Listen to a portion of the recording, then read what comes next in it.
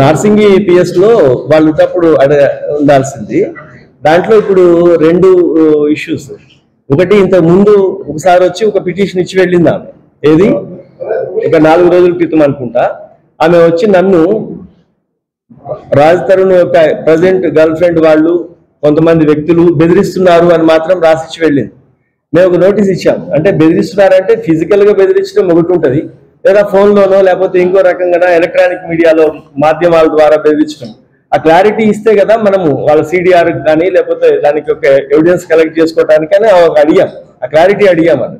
అందరు ఇప్పుడు నోటీస్ ఇచ్చారు అన్న. నోటీస్ కాదు, ఆ క్లారిటీ లేనిది ఒక పిటిషన్ తీసుకొచ్చి ఇచ్చి వెళ్తే దాని మీద ఇన్వెస్టిగేట్ సడన్ గా చేయలేము. చాలా సింపుల్ క్లారిటీ అడిగాము. దాంట్లో భాగంగానే మళ్ళీ ఈమె వచ్చి నిన్న ఒక కంప్లైంట్ ఇచ్చారు నార్సింగిలో. తనతో సహజీవనం చేసి ఇప్పుడు పెళ్లి చేసుకున్నారని నమ్మించి పెళ్లి చేసుకోవట్లేదు, నువ్వు నా భార్య కాదు అని అన్నారు. అయితే ఇప్పుడు దీంట్లో వీళ్ళిద్దరూ మీ అందరికి తెలుసు, చాలా ఎపిసోడ్స్ ఇది వాళ్ళ ఇంటర్వ్యూస్ కూడా వచ్చి ఉన్నాయి అందరివి. ఇది కొద్ది రోజుల చాలా సంవత్సరాల క్రితం నుంచి జరుగుతున్న కార్యక్రమం. దీంట్లో పెళ్లి చేసుకున్నట్లుగా నమ్మించి కనుక ఉన్నట్లుగా ఏదో ఒక విక్టిమ్ యొక్క స్టేట్మెంట్ కూడా సరిపోతుంది. తర్వాత దానికి కావాల్సిన కొరాబరేటివ్ ఎవిడెన్స్ ఆమె ఏం ప్రొడ్యూస్ చేస్తుందో ఇది చాలా too early to comment on that.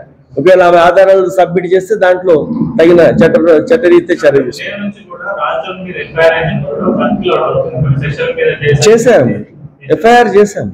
అదేగా 493 అంటే ఒక వ్యక్తిని, ఒక అమ్మాయిని మనము తన భార్యగానే నమ్మించి తనతో ఉండి తర్వాత నువ్వు నా భార్య కాదు అని అనుకుంటే, అయితే దీంట్లో ఆ ఇంటెన్షన్ ఎప్పటి నుంచి ఉంది, ముందు నుంచి ఉందా, లేకపోతే ఇప్పుడు ఏదైనా ఈ లివింగ్ రిలేషన్ లో ఏదైనా గ్యాప్ వస్తే విడిపోయారా, ఇవన్నీ ఒకసారి ఇది అందరితో పబ్లిక్ లో షేర్ చేసేది కాదు. ఇన్వెస్టిగేషన్ మెటీరియల్ దాంట్లో 1 to 1 కూర్చొని వాళ్ళ ఎవిడెన్స్ ఎవాల్యుయేట్ చేసి ఒకవేళ ఆ చట్టంలో ఉన్న ఇంగ్రీడియంట్స్ కి సెట్ అయితేనేమో యాక్షన్ తీసుకోవడం జరుగుతుంది, లేకపోతే ఆమెకి నోటీస్ ఇచ్చి తదుపరి చర్యలు తీసుకుంటారు.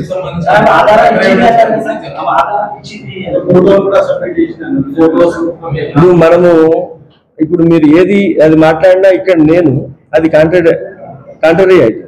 ఇప్పుడు ఒక ఫోటో ఇస్తే అది సరిపోదని నేను కామెంట్ చేయలేను.